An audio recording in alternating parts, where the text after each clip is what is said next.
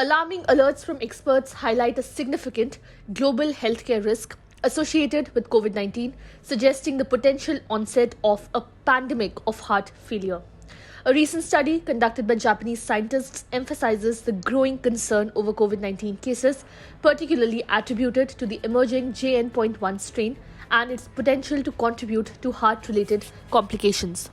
As COVID cases surge in multiple countries, including the US, UK, China, and India, a recent spike linked to the new JN.1 strain has raised concerns among health experts. A warning issued by scientists at Japan's prestigious research institute, RIKEN, emphasizes the heightened likelihood of potential heart issues for individuals contracting the disease. According to the report, the coronavirus attaches to ACE2 receptors prevalent in the human heart cells, leading to a potential impact on cardiac function.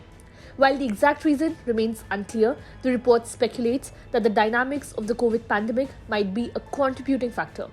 The report cautions that the persistent infection of SARS-CoV-2 could exponentially increase the number of individuals at risk of future heart failure. The report states, even though conclusive clinical evidence that persistent SARS-CoV-2 infection is associated with declined cardiac function has not been reported so far, the proof of concept study of the possibility of SARS-CoV-2 persistent infection of the heart and the potential risk of opportunistic progression of heart failure should be validated by a three-dimensional human cardiac tissue model, which would serve as the alarm bell for a global healthcare risk. Amid a notable surge in COVID cases across various continents, particularly the US, the latest cautionary note arrives as millions gear up for the holiday season travel. The rapidly spreading JN.1 variant now constitutes 44% of all cases nationwide, posing an elevated risk.